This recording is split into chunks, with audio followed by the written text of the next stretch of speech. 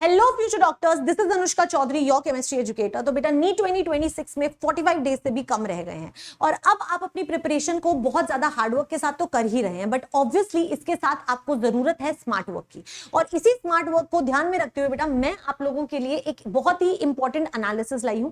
That is मैं आपके साथ में चैप्टर वाइज कौन से टॉपिक्स बहुत इंपॉर्टेंट है जिनके ऊपर तुम्हें डेफिनेटली ध्यान देना चाहिए, वो सारी चीजें मैं आपके साथ शेयर करने वाली हूँ। ऑल्सो कैसे आपको केमिस्ट्री में मैं हेल्प कर सकती हूँ ये भी मैं आपको बताऊंगी। तो पहले हम इस पर्टिकुलर टॉपिक को कवर कर लेते हैं। तो अगर हम यहां पर ध्यान से देखें, फिजिकल केमिस्ट्री में हमारे पास में जो चैप्टर्स हैं उनके सारे इंपॉर्टेंट टॉपिक्स जो हैं वो मैंने यहां पे रखे हुए हैं। आप इनका स्क्रीनशॉट भी ले सकते हैं या फिर आप इनका जो पीडीएफ है वो मेरे से टेलीग्राम से भी ले सकते हैं। टेलीग्राम आपको मैं बता देती हूँ आपको कौन सा टेलीग्राम ज्वाइन करना है। बेटा मेरे बहुत सारे फेक टेलीग्राम्स भी दिखते रहते हैं, तो इसीलिए आई वुड रिकमेंड यू कि आप इसी टेलीग्राम को ज्वाइन करें। इसको स्कैन करके बेटा ज्वाइन कर लो, बिकॉज सारे के सारे नोट्स इंपॉर्टेंट चीजें आपको यहीं मिलेंगी। सारे बच्चे यहीं पर ज्वाइंट हैं और उनको बहुत ज्यादा हेल्प मिल रही है। केमिस्ट्री, फिजिक्स, बायो, सारे के सारे जो इंपॉर्टेंट चीजें हैं वो आपको इसी टेलीग्राम के ऊपर मिलेंगी। ठीक है, तो यहीं पे मैं ये पीडीएफ भी आप लोगों के साथ शेयर कर दूंगी। So now let's talk about physical chemistry के सारे इंपॉर्टेंट टॉपिक्स। ठीक है, अगर हम मोल कॉन्सेप्ट की बात करें तो जो पेपर के पॉइंट ऑफ व्यू से जिनसे सबसे ज्यादा क्वेश्चन पूछे जाते हैं, that is your limiting reagent, your empirical formula और मॉलिक्यूलर फॉर्मूला से रिलेटेड क्वेश्चंस। आपके कॉन्सेंट्रेशन टर्म्स में मोलैरिटी, मोलालिटी, नॉर्मैलिटी, ये काफी इंपॉर्टेंट होते हैं। आपका इक्विवेलेंट कॉन्सेप्ट रेडॉक्स रिएक्शन के अंदर आता है, तो वो हमने यहीं पे रख दिया है। एंड स्टोइशियोमेट्रिक जो न्यूमेरिकल्स होते हैं वो। अगर आपको इनके वन शॉट्स देखने हैं तो बेटा मेरी एक रिवीजन सीरीज चल रही है, वो भी मैं उसके बारे में आपको लास्ट में बताऊंगी। ठीक है, so this is something that it can help you. Structure of atom में अगर हम बात करें, quantum numbers, that is your modern quantum theory, बहुत ज्यादा इंपॉर्टेंट है, हर साल वहां से क्वेश्चन आता ही आता है। Electronic configuration, photo electric effect, Bohr model and de Broglie wavelength, ये कुछ ऐसे टॉपिक्स हैं जिनसे ज्यादातर जो क्वेश्चंस हैं वो एक्सपेक्टेड होते हैं। अगर हम थर्मोडायनेमिक्स की बात करें तो एंथैल्पी चेंज हो गया, हेस लॉ हो गया, स्पॉन्टेनिटी होगी और एंट्रोपी का कॉन्सेप्ट हो गया। इनसे रिलेटेड जो है वो आपसे क्वेश्चंस पूछे जाते हैं। You can take screenshot else you will get the PDF as well. ठीक है, इसके अलावा केमिकल इक्विलिब्रियम में अगर हम बात करें तो ली शैटलियर प्रिंसिपल बेटा बहुत ज्यादा इंपॉर्टेंट है, कंसेप्चुअल क्वेश्चंस। इक्विलिब्रियम कांस्टेंट से अगर आप पीवाईक्यूज में देखेंगे ना, इतने सारे क्वेश्चंस भरे हुए हैं, सो this is a very important topic. PH calculations जो होती हैं वो आपसे पूछी जाती हैं। अगर आप मेरा वन शॉट देखेंगे तो मैं आपको 12 different type of pH calculations जो हैं वो सिखाती हूं। तो मेक श्योर कि आप ये जो हमारी सीरीज है जिसमें हम रिविजन कर रहे हैं पूरा केमिस्ट्री का, आप डेफिनेटली उसे ज्वाइन कर रहे हैं क्योंकि वो आपको बहुत हेल्प करेगा ये सारे टॉपिक्स कवर करने में।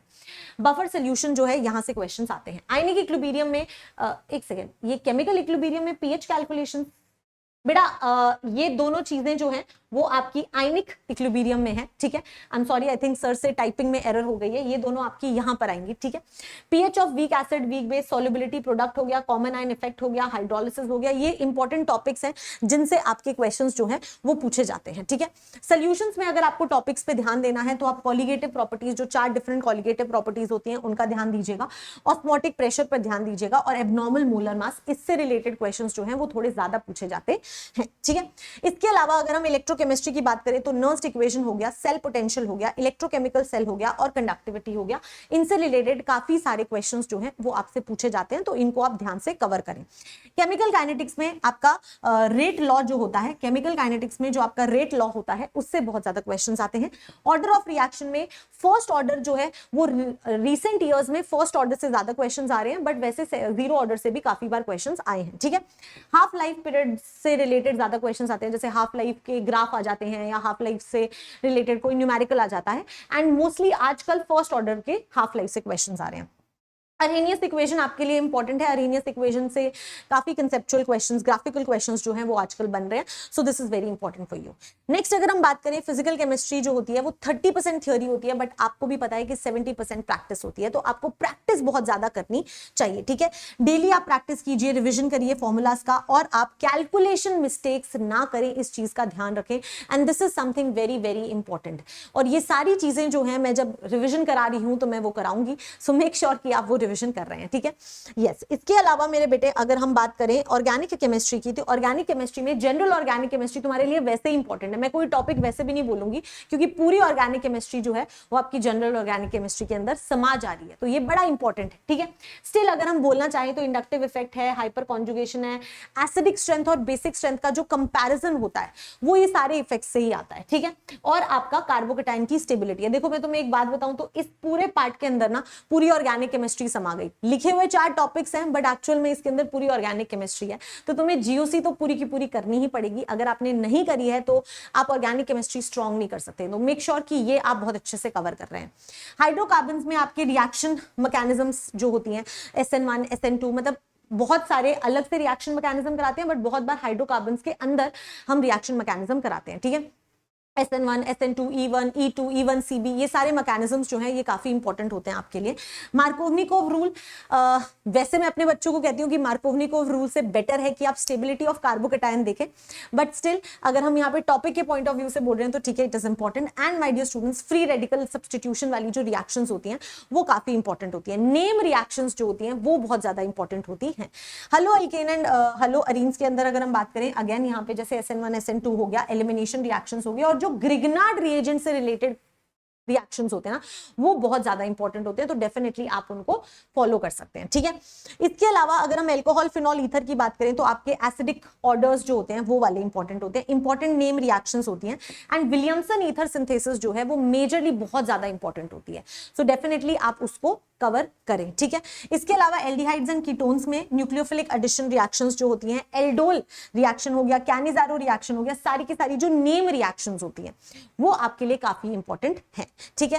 कार्बोक्सिलिक एसिड्स के अंदर एसिडिक स्ट्रेंथ के जो ट्रेंड्स होते हैं, अब ये वाला पार्ट तुम इस चैप्टर से नहीं कर सकते, तुम्हें जीओसी आता होगा तो तुम इन चैप्टर्स इन टॉपिक्स को कर पाओगे, तो इसीलिए तुम्हारे लिए जीओसी इंपॉर्टेंट है, ठीक है।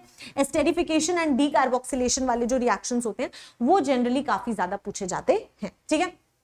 अमाइंस में बात करें तो बेसिक ऑर्डर, बेसिसिटी का ऑर्डर आपसे पूछ लिया जाता है। डाइएजोटाइजेशन वाली जो रिएक्शंस होती हैं, डाइजोनियम क्लोराइड वाली जो रिएक्शंस होती हैं वो काफी इंपॉर्टेंट होती हैं, उसके अंदर भी नेम रिएक्शंस।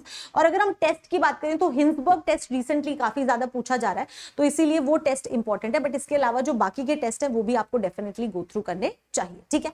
अगर हम बायोमोलिक्यूल्स की बात करें तो पूरा चैप्टर ही इंपॉर्टेंट है, देखो, तो इसीलिए इसके अंदर पूरा चैप्टर ही आ गया है। प्रोटीन्स आ गए, कार्बोहाइड्रेट्स आ गए, वाइटामिन आ गए, एंड आपके डीएनए आरएनए न्यूक्लिक एसिड्स आ गए, ठीक है। तो इसके अंदर पूरा चैप्टर है, सिर्फ बायोमोलिक्यूल्स लिख दो, चाहे ये 4 चैप्टर्स लिख दो, टॉपिक्स लिख दो, it is one and the same thing. So या biomolecules complete chapter is very important for you, ठीक है। कुछ पॉइंटर्स हैं यहाँ पर कि आपको फोकस करना चाहिए, मतलब मैं तुम्हें खुद से ही बता देती हूँ कि अगर तुम्हें ऑर्गेनिक केमिस्ट्री स्ट्रॉन्ग करनी है ना बेटा, तो तुम्हें सबसे पहले अपने जीओसी के ऊपर काम करना पड़ेगा। अगर तुम्हारी जीओसी स्ट्रॉन्ग है तो तुम्हारे उसके बाद में तुम्हें रिएक्शन मैकेनिज्म पे काम करना पड़ेगा। अगर ये 2 चीजें स्ट्रॉन्ग है ना तो तुमसे सारे क्वेश्चंस होंगे, तुम्हें मैकेनिज्म्स रटने की जरूरत नहीं पड़ेगी, तुम्हें समझ में आएगा कि ये चीज हो क्यों रही है, ठीक है।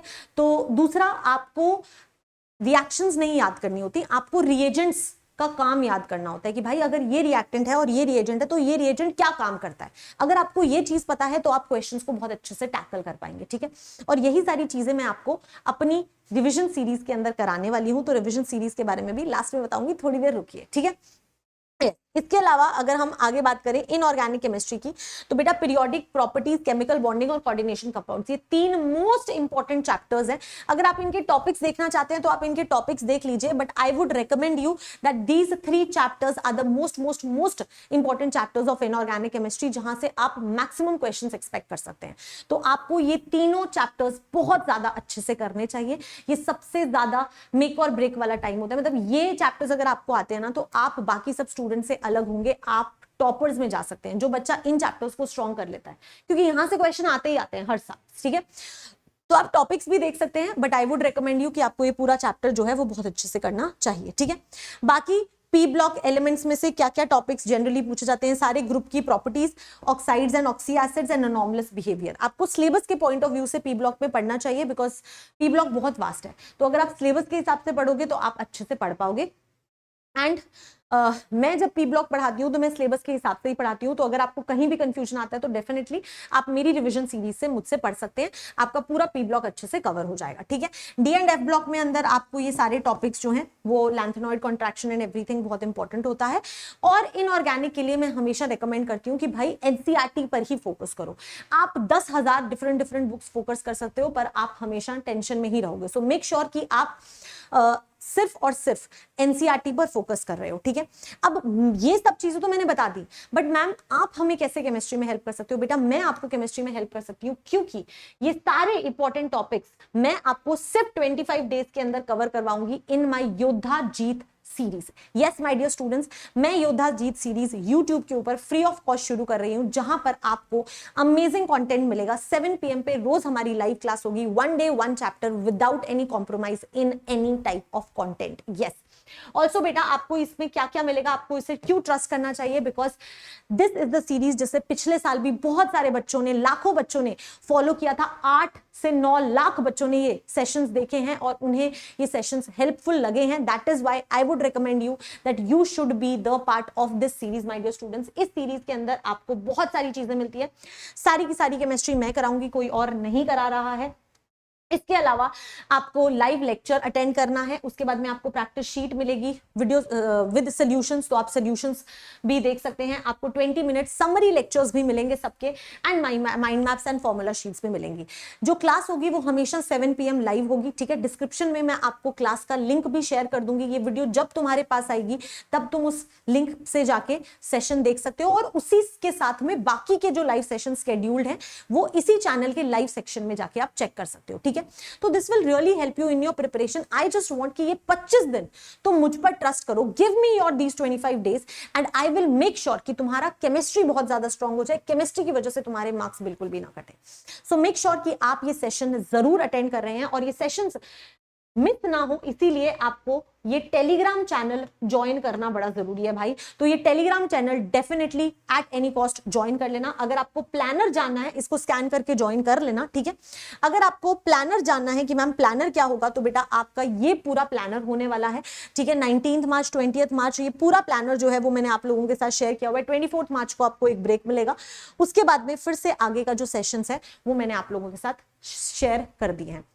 सो दिस इज समथिंग जो आपकी प्रिपरेशन को एक नेक्स्ट लेवल पर लेकर जा सकता है। सो मेक श्योर कि आप ये सेशंस जरूर अटेंड कर रहे हैं। मुझे आप कमेंट्स में जरूर बताएं, was this video helpful, are you going to attend this series, because this series is going to be something else, ठीक है। So this is all that I wanted to tell you. I hope इसने आपको help किया होगा।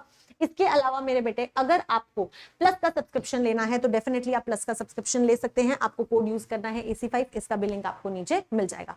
और कोई भी problem है just let me know in the comment section, I will bring the solution to you. Let's meet in the lecture at 7 PM